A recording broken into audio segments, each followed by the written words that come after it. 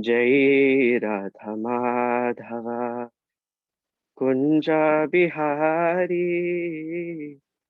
Gopi Janavalabha Girivaradhari Jai Radha Madhava Kunja Bihari Gopi Janavalabha Girivaradhari Yashodanandana Brajajana Ranjana Jamuna Tiravana Chari Yashodanandana Brajajana Ranjana Jamuna Tiravana Chari Jai Radha Madhava Jai Radha Madhava Jai Shri Radha Madhava Ki Jai.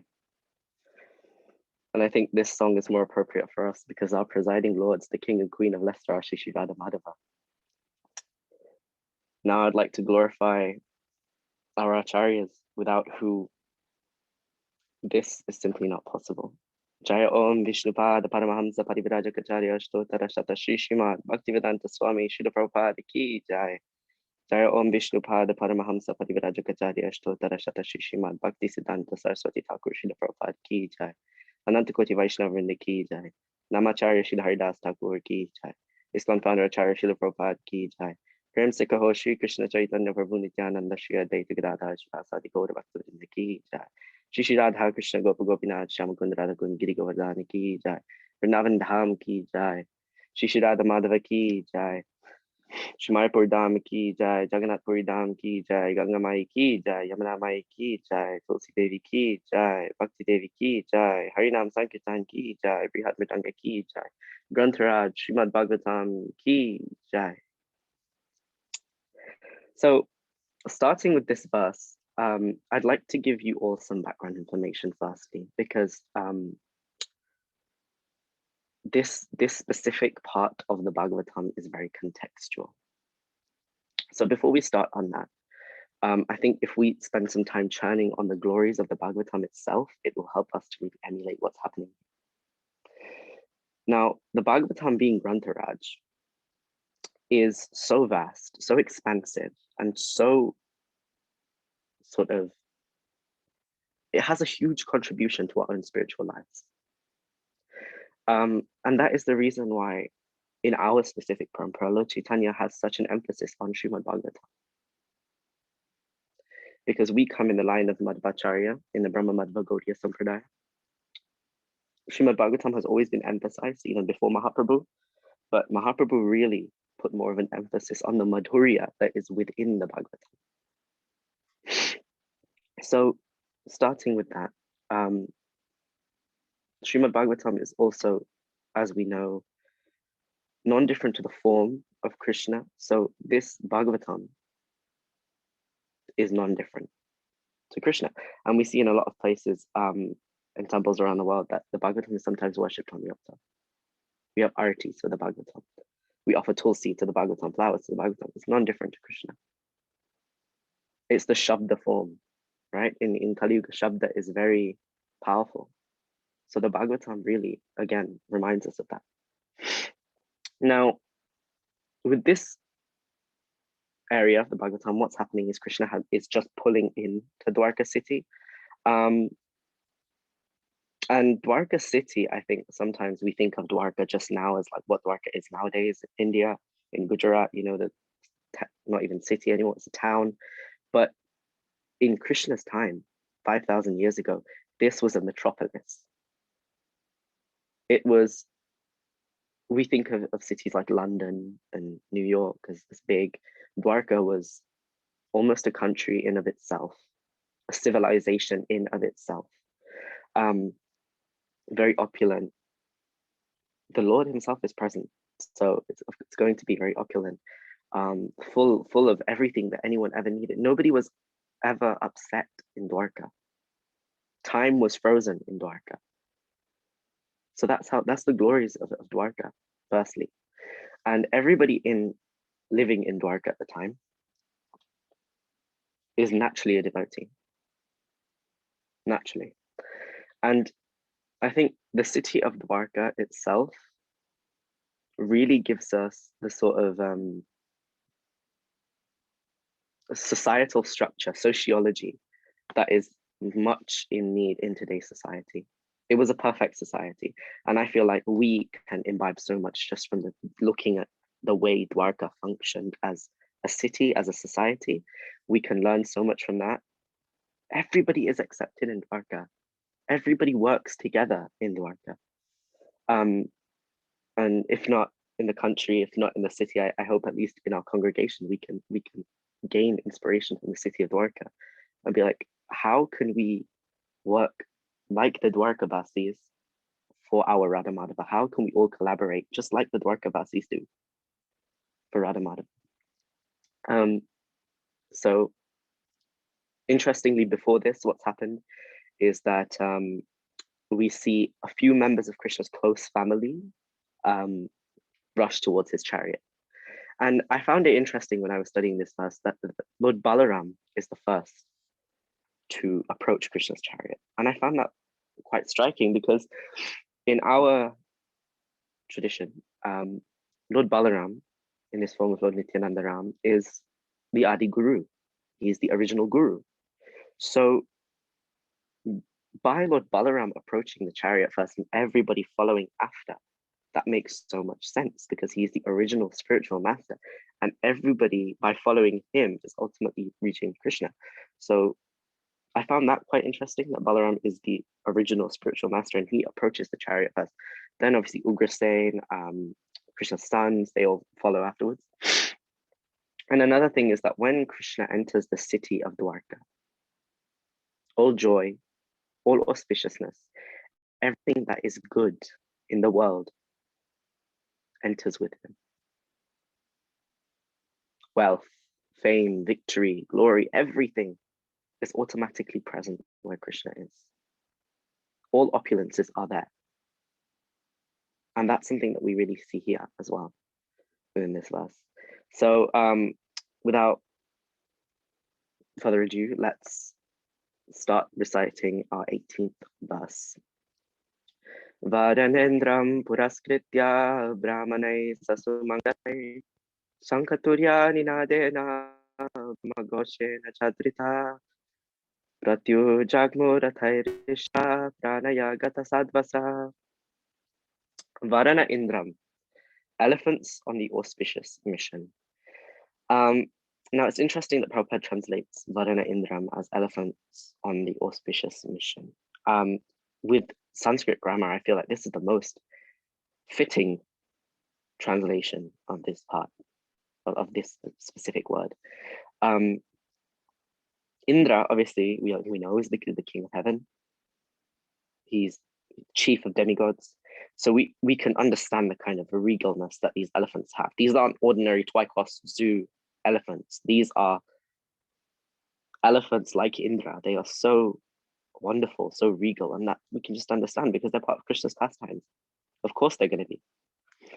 Then we come to the word puraskritya, putting in front. Brahmanai, by the brahmanas. Sa sumangalai, with all auspicious signs. Shankha, conch shell. Turya, bugle. Ninadena, by the sound of. Brahmagoshena, by chanting hymns of the Vedas. And Adrita, glorified. Prati, towards. Ujagmu, proceeded hurriedly. Rathai, on the chariot. Drishta, in cheerfulness. Agata, saturated with affection. And Sadvasaha, all respectful. Now, within Vedic culture, especially within texts like the Hari Bhakti Vilas by Srila Rupa Goswami Pad, we see that wherever auspiciousness is present, or for auspiciousness to be present, there are certain objects, symbols that invoke or symbolize the presence of auspiciousness. Things like a kumbha, a kalash, bells, conch shells, brahmanas, young girls, elephants. All of this is a sign of auspiciousness. And it is said that wherever these things are, Lakshmi Devi is also present. So just with Krishna entering the city of Dwarka and all of these things being present, we can understand that Lakshmi Devi, in her form of wealth, is always there, is always present where Krishna is entering. And here we see how a glimpse of how ideally a festival should be. Right? This is such an amazing festival. There's elephants, there's conch shells sounding, brahmanas chanting mantras, bells. It's wonderful. It's enchanting, right? And within Vedic history, we see so many examples of how we can live our own lives, our own spiritual lives, because we hear, people wrongly label these Vedic histories as mythology because they feel like, oh, it happened 5,000 years ago. It's not valid anymore. They're just stories that took place. But actually, if we put ourselves in these situations that are taking place within the Bhagavatam specifically, we can learn so much. So much. And we can really churn our internal mood as well with these verses. Each verse within the Bhagavatam is like a jewel. And we really experience that when we read, even with just the first canto. We've had so many jewels of verses just in this first canto of Srimad Bhagavatam. And it's like some people are very scientifically minded, they might feel like, oh, well, that happened, this happened. Well, I need a logical scientific explanation for this. Krishna says, okay, and he gives us 12 cantos, right? He gives us a whole vast dictionary on everything we need to know. So the translation by His Divine Grace, A.C. Bhaktivedanta Swami Srila Prabhupada Ki Jai. They hastened toward the Lord on chariots with brahmanas bearing flowers. Before them were elephants, emblems of good fortune. Conch shells and bugles were sounded, and Vedic hymns were chanted. Thus they offered their respects, which were saturated with affection. Purport. The Vedic way of receiving a great personality creates an atmosphere of respect, which is saturated with affection and veneration for the person received. The auspicious atmosphere of such a reception depends on the paraphernalia described above, including conch shells, flowers, incense, decorated elephants, and the qualified brahmanas reciting verses from Vedic literatures. Such a program of reception is full of sincerity on the part of both the receiver and the received. Wow. Right. This ceremony of reception actually is arati. When we see aratis being performed for deities, that's what it is. It's reception, it's receiving. And we see so much of this esoteric sort of giving and receiving of love that takes place between the pujari and the deities. And the pujari is ultimately just a manifestation of all the devotees in the congregation. But we see this transfer of reciprocation that takes place, which is beautiful just to watch. And it's so wonderful how Krishna has facilitated all of this just for us to feel that kind of love and reciprocation. Another thing that is noteworthy is that the Brahmanas are calling out his names. Shabda, there is Shabda, there's Vani. Now within Kali Yuga, Krishna is manifest as Shabda Brahman, as the Hare Krishna Mahamantra, as Harinam. So we may think that, okay, in the previous ages, maybe Nam wasn't as important. Or maybe because Nam is just for the Kali Yuga brains. Because in Satya Yuga, they meditate upon the Lord. In Treta Yuga, they perform fire sacrifices. Dwapara Yuga is all about deity worship. But Kali Yuga is about Nam because people are kind of dumbed down a bit. No, in Dwapara Yuga, they're still chanting the holy names. So we can grasp the sort of treasure that we have in our hands. We sometimes overlook it because we chant this mantra every day, but we have such a wealth, such a wealth. Golokera Premadana Harinama Sankirtan. So let's all make sure that we cherish it. Make sure that at least once they stop, think, and realize that what I have in my hands is so wonderful. So wonderful. And we should chant with that same sincerity. Now, another thing that I wanted to note is that the Lord is on a chariot. Within Vedic culture, the chariot is also a symbol of Cupid. Now, Cupid symbolizes karma and often uncontrolled sense gratification. He is symbolized in that way. So this chariot, well, chariots in general symbolize Kamadev, but by the Lord being present upon that chariot, because the Cupid is, or Kamadev is known as Madana. Krishna is Madana Mohana. He is the enchanter of even Cupid.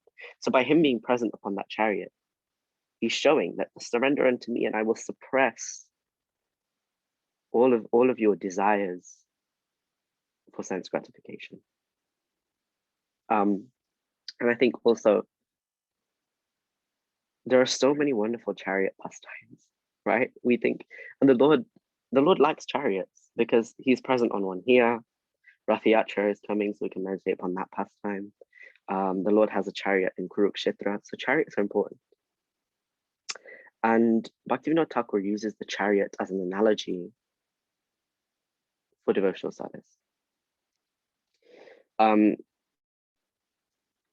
He says that by seating the Lord on the chariot of devotional service, one can pull him into their heart. And that's very striking. Seating the Lord on the chariot of devotional service, one can pull him into their heart. How wonderful is that?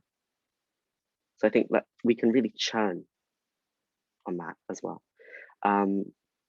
So yeah, that's what's happening in the 18th verse so far. Now, for the second verse, text 19, we have Paramukyascha satasho yanaistaddarshanotsuka lasat kundala nirbhata kapola vadanashriya. Vadamukya, well-known prostitutes, cha, and Shatasa, hundreds of yane, by vehicles, Tat Darshana, for meeting him, Krishna, Utsukaha, very much anxious, Lasat, hanging, Kundala, earrings, Nirbhata, dazzling, Kapola, forehead, Vadana, face, Shriya, beauty. At the same time, many hundreds of well-known prostitutes began to proceed on various vehicles. They were all very eager to meet the Lord, and their beautiful faces were decorated with dazzling earrings, which enhanced the beauty of their foreheads. Purport by His Divine Grace, A.C. Bhaktivedanta Swami Srila Prabhupada. We may not hate even the prostitutes if they are devotees of the Lord. Immediately, just with that first line of the purport, who springs to mind? Because those who are familiar with the Bhagavatam, one personality in particular will spring to your mind. And that's what happened when I was reading. And I thought of Pingala. And Pingala is mentioned in the 11th canto, the 8th chapter, 25th verse onward, where Pingala is a prostitute in the city of Mathura. And in this conversation, the Lord is speaking to Uddhava. And we see some wonderful conversations emerge between Krishna and Uddhava in the 11th canto itself. That it's been labeled the Uddhava Gita. So much beautiful nectar emerges from just the 11th canto. And Krishna's telling this story to Uddhava, that in Mathura there was a prostitute by the name of Pingala. And she would decorate herself very nicely every day and wait for clients at the door. But one day nobody came. Nobody came to Pingala. And Pingala has a realization in her heart. And that is recorded in the 11th canto. So I'd like to quickly go over that verse with you. Pingala Uvacha, Pingala says, Aho me mohavitatim pashyata vijitatmanaha yakanta dasata kamam kamaye yena valishaha. Which means, just see how greatly illusioned I am. Can't we all relate to that? Just see how greatly illusioned I am. Because I cannot control my mind, just like a fool desires lusty pleasures from an insignificant man. So in essence, what Pingala is saying here is we are all searching for happiness in the wrong places. And that's what it is in the material world. We search for happiness with wealth, with sense gratification objects, with this, with that, with other people. Whereas actually the only pleasure that can be found, the only real joy that can be found is with Krishna. And Pingala realizes this. Then she goes on to say, Santam samipiramanam rati pradam nityamimam vihaya akabadam dukabayadi shokam mahapradam tucha maham bhajena. I am such a fool that I have given up the service of that person who, being eternally situated within my heart, is actually most dear to me. That most dear one is the Lord of the universe, who is the bestower of real love and happiness, and the source of all prosperity. Although he is in my own heart, I have completely neglected him. Instead, I have ignorantly served insignificant men who can never satisfy my real desires, and who have simply brought me unhappiness, fear, anxiety, lamentation, and illusion. And I feel like we can all relate to Pingala in some sense, because we all spend our lifetimes trying to please people who don't necessarily contribute to our spiritual practice. And we try so hard trying to please them that we neglect our relationship with the Supreme Lord that we have. We all have a relationship with Krishna since time immemorial. It's not a new thing. It's not something that we gained from birth. It's nityam, it's eternal. Krishna's been there for millions and millions and millions of lifetimes, so we've only just turned to him. Sometimes we may think that, oh, I've been practicing devotional service for so long. Krishna must be well chuffed. But Krishna has been crying for you for yugas. And you've only just started to partly reciprocate. So one who, again, going back to the verse, is one who we may not think is that spiritually qualified in terms of profession,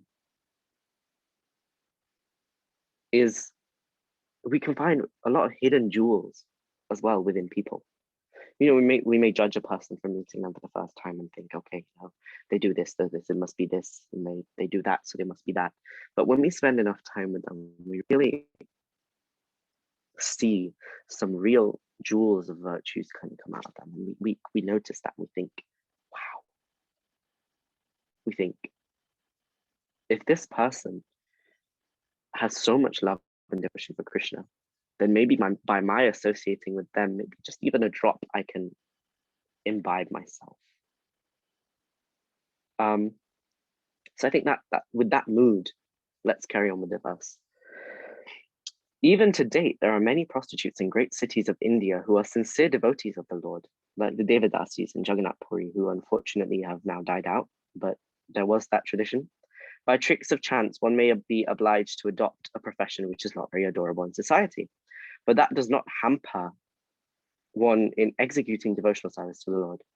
Devotional service to the Lord is uncheckable in all circumstances. And I feel like that is even more so in Kali Yuga. And it's so wonderful because the Srimad Bhagavatam emerged 4,500 years before Lord Chaitanya appeared. But we may assume that, okay, when Mahaprabhu appeared, that's when, the Yuga Dharma really kicked in. But actually, this Srimad Bhagavatam is meant for Kali Yuga.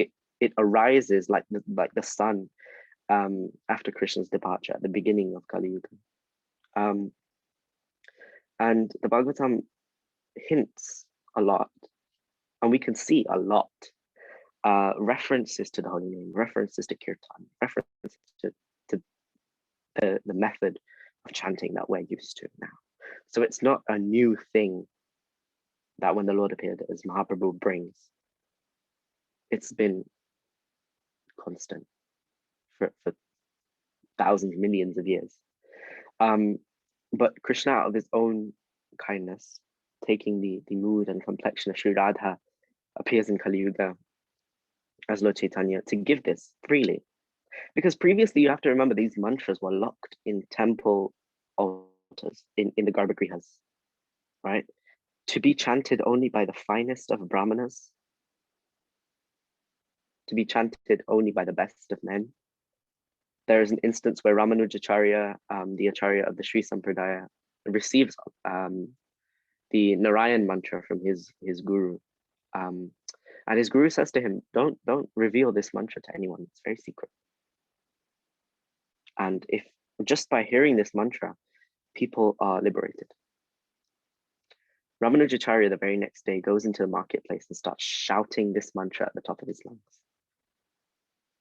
Everybody is hearing this mantra. Even the dogs are hearing this mantra. And Yamunacharya's disciples find Ramanuja and they take him to their guru. And his guru says, Ramanuja, what is this? I told you not to chant this mantra out loud because it is so powerful. And he says, I'm sorry to say, but you will go to hell for this offense. Ramanuja says, okay, fine, so be it. I will happily go to hell. But because of my chanting this mantra, if all of these people in this marketplace can be liberated, can be delivered to the feet of the Lord, I will happily dwell in the hellish planets if that can happen. And that is the mood of a Vaishnava. Giving, always giving to everybody. So devotional service to the Lord is uncheckable in all circumstances. All the previous yugas, the yuga dharmas, were Aishvarya Mayi. All the mantras were Aishvarya Mayi. They were filled with awe and reverence. Excuse me. But in Kali Yuga, this mantra is Madhurya Mayi. This mantra that cannot be chanted by one. It cannot emerge from oneself, but actually the holy name, Shuddhanam, descends from Goloka Vrindavan when we chant. Because it's not different to the Lord. Nam Prabhu descends. So in all circumstances, wherever, whenever, whoever, this mantra can be chanted. So devotional service to the Lord is uncheckable in all circumstances. It is understood herewith that even in those days, about 5,000 years ago, there were prostitutes in a city like Dwarka where Lord Krishna resided. This means that the prostitutes are necessary citizens for the proper upkeep of society. Wow. This was controversial. Even at the time when Prabhupada wrote this purport, it was controversial. But we see how important just everyone is to Krishna. Everyone. And I'm going to mention this more in the next verse, but how important just everybody in Dwarka is to Krishna. And in the same way, how all of the devotees are important to Krishna. The government opens wine shops, but this does not mean that the government encourages the drinking of wine. The idea is that there is a class of men who will drink at any cost. And it has been experienced that prohibition in great cities encourage illicit smuggling of wine. Similarly, men who are not satisfied at home require such concessions, and if there is no prostitute, then such low men will induce others into prostitution. It is better that prostitutes be available in the marketplace so that sanctity of society can be maintained. It is better to maintain a class of prostitutes than to encourage prostitutes within society. The real information is to enlighten all people to become devotees of the Lord, and that will check all kinds of deteriorating factors of life. Sri Bilvamangal Thakur, a great acharya of the Sri Vishnu Swami Vaishnava sect, which we know now as the Rudra Sampradaya, so Vallabhacharya Sampradaya Pushti Marg. In his householder life, was overly attached to a prostitute who happened to be a devotee of the Lord. One night when the Thakur came to Chintamani's house in torrents of rain and thunder, Chintamani was astonished to see how the Thakur could come on such a dreadful night after crossing a foaming river which was full of waves. She said to Thakur Bilvamangal that his attraction for the flesh and bone of an insignificant woman like her could be properly utilized if it could be diverted to the devotional service of the Lord to achieve attraction for the transcendental beauty of Sri Krishna. It was a momentous hour for the Thakur, and he took a turn towards spiritual realization by the words of a prostitute. So in this case, this prostitute is acting as a guru for Bilvamangal Thakur. She's acting as a spiritual master for Bilvamangal Thakur. Later on, The Thakur accepted the prostitute as his spiritual master, and in several places of his literary works, he has glorified the name of Chintamani, who showed him the right path. In the Bhagavad Gita, chapter 9, verse 32, the Lord says, "O son of Prita, even the low-born Chandalas and those who are born in a family of unbelievers, even the prostitutes, shall attain perfection of life if they take shelter of unalloyed devotional service to me. Because in the path of devotional service, there are no impediments due to the degraded birth and occupation, the path is open for everyone who agrees to follow it. It appears that the prostitutes of Dwarka, who were so eager to meet the Lord, were all his unalloyed devotees, and thus they were all on the path of salvation according to the above version of the Bhagavad Gita. Therefore, only reformation that is necessary in society is to make an organized effort to turn the citizens into devotees of the Lord, and thus all good qualities of the denizens of heaven will overtake him in their own way. On the other hand, those who are non-devotees have no good qualifications whatsoever. However, they may be materially advanced. The difference is that the devotees of the Lord are on the path of liberation, whereas the non-devotees are on the path of further entanglement in material bondage. The criterion of advancement of civilization is whether the people are educated and advanced on the path of salvation." Text 20 now. This is the big one. This one is I've seen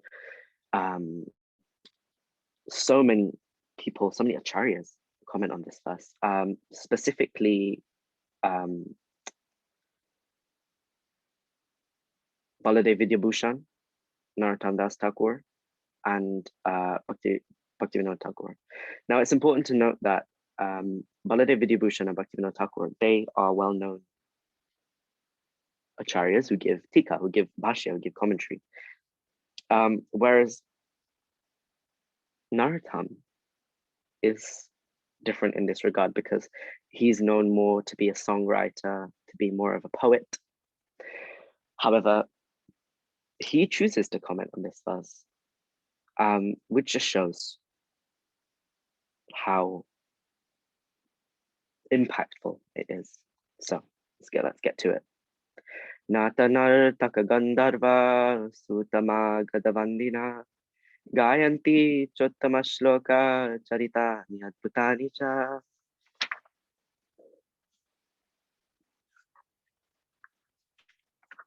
Nata, dramatists; Nartaka, dancers; Gandharva, celestial singers; Sutta, professional historians; Magadha, professional genealogists; Bandinaha, professional learned speakers; Gayanti, chant; Cha, respectively; Uttama Shloka, the Supreme Lord; Charitani, activities; Adbhutani, all superhuman; Cha. And now it's important to note here that when Shukadeva Goswami is referring to the Lord in a specific context, he would use the name that is most fitting to Krishna in that context. So because the Lord is being glorified here by wonderful shlokas, Shukadeva Goswami uses the word Uttama Shloka. And in various other places, like within the 10th canto, the gopis, when they're speaking to Krishna, Krishna is referred to as Govinda, Madhava, Gopinath, such names.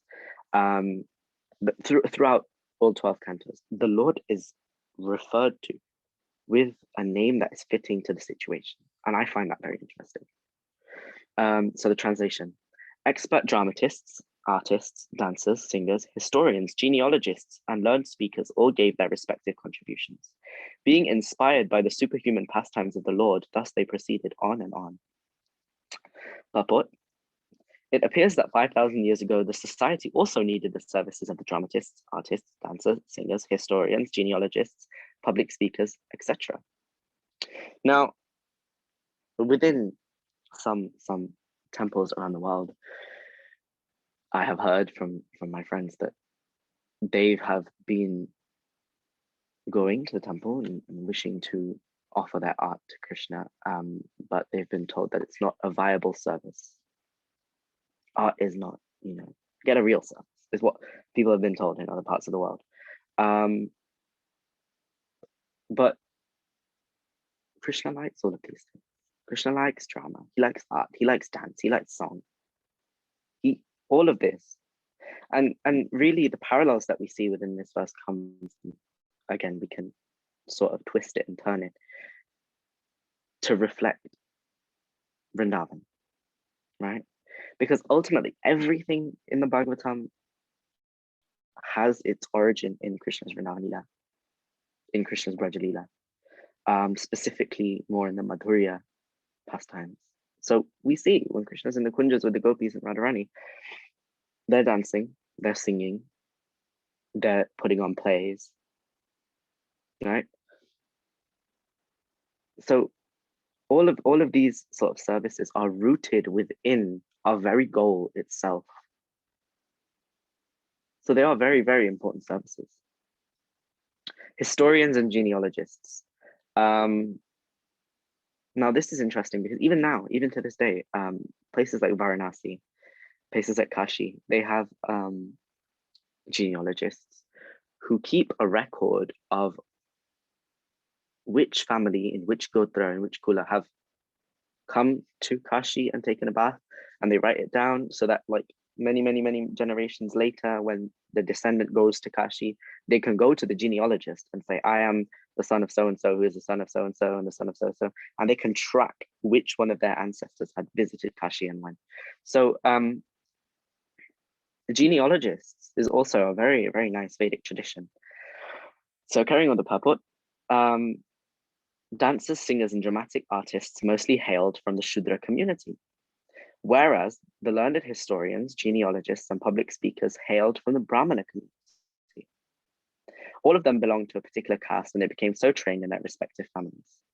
Such dramatists, dancers, singers, historians, genealogists, and public speakers would dwell on the subject of the Lord's superhuman activities in different ages and millenniums, and not on ordinary events, nor were they in chronological orders. So here we see that Krishna accepts everyone, regardless of who they are. Krishna is not treating the Shudras, the Chandalas, the prostitutes, any different than he's treating the Brahmanas in this situation. Because ultimately, they are all on the same platform of devotion, regardless of their birth. So Krishna is very eager to accept us in whatever capacity we have. He's eager to preserve what we have and fill in what we lack, as he says in the Bhagavad Gita. So never kind of hold back yourself when you want to offer something to Krishna and think, well, is Krishna going to accept this? It's not done so well. It's not. Well, Krishna accepts everything that is offered with love and devotion. And it's interesting to note that Prabhupada says that these bards and singers would dwell on the subject of the Lord's superhuman activities in different ages and millenniums, and not on ordinary events. And these are not in chronological order. Again, Krishna's hearing these pastimes of himself, right? These bards and singers are singing to Krishna his own pastimes, and Krishna enjoys that. Even in Vrindavan, when Krishna is a child, what springs to mind is that at bedtime,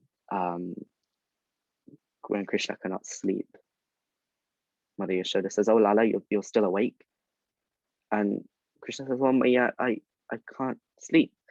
And Mother Yashoda says, "Okay." She picks him up, puts his head in her lap, and says, "I will tell you a story. Many yugas ago, there was a great king called Ramachandra, whose wife Sita was kidnapped, and he fought the demon Ravana and retrieved her.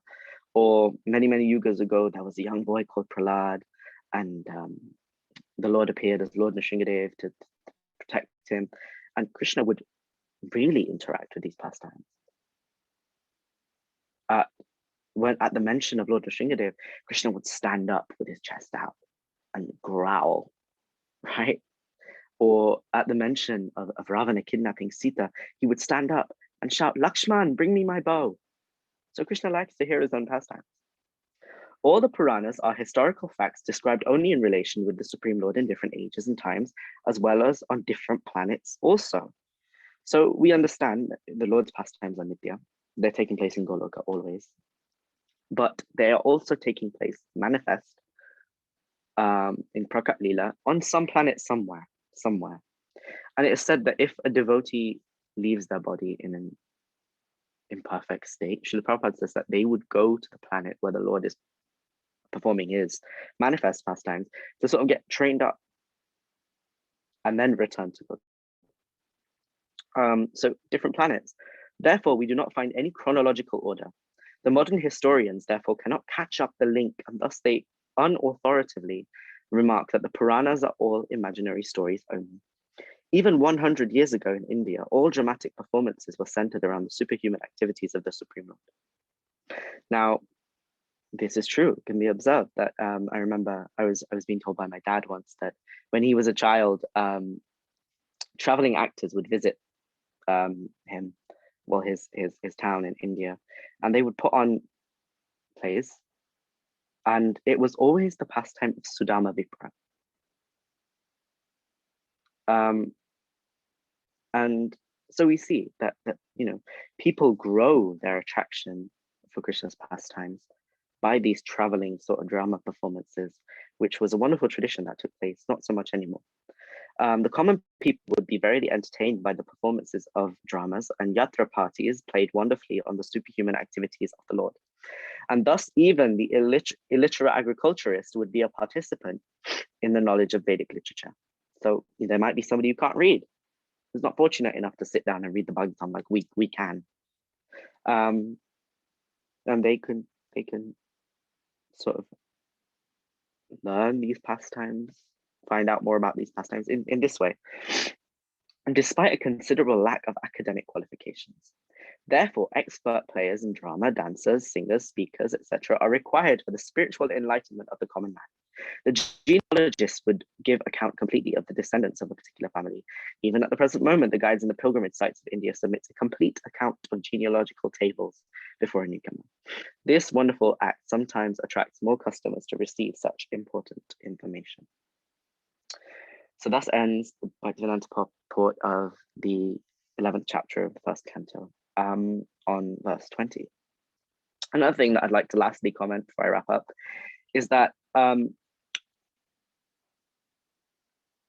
with Krishna, we see that all of these people who are approaching him have so much love in their hearts, have so much devotion in their hearts that they have been sort of cultivating for a long time. And at that point of meeting with the Lord, they sort of present all of it to him. They give all of it to him because they had spent so long privately when Krishna was not present. Before this, Krishna was in Hastinapur negotiating. But they spent so long sort of cultivating that mood. But when Krishna arrives, they give it to him. So in the same way, we spend so much time cultivating our Krishna consciousness, and we think sometimes, what is the point? We're just here, But we are one day will come where we are going to have to present all of this that we cultivated within our own hearts to Krishna. We are going to have to put into practice, we are going to have to do what we have been previously sort of rehearsing, practicing for, cultivating, preparing for. So we do the preparation here so we can practice there. And on that note, I'd like to open up for any questions, which I will try my best to answer. Thank you.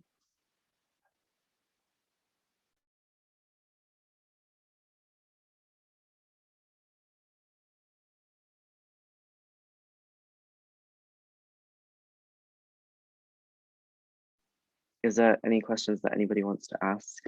If so, please do feel free to. No? Okay. Thank you very much for this opportunity. Thank you very much for giving me this chance to present to you the glories and the wonders of Krishna's pastimes of Srimad Bhagavatam. Thank you for tolerating me. And I hope I can see you guys very soon. Thank you. Hare Krishna. Thank you, Yuvaraj Prabhu, for a systematic explanation of these verses. As Sachitanya Prabhu says, very well done.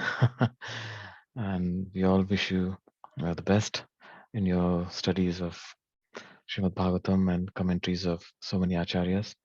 And I would like to request you to frequently give classes, such classes. Thank you. Hare Krishna. His Grace Yuvraj Prabhu ki jai. Jai.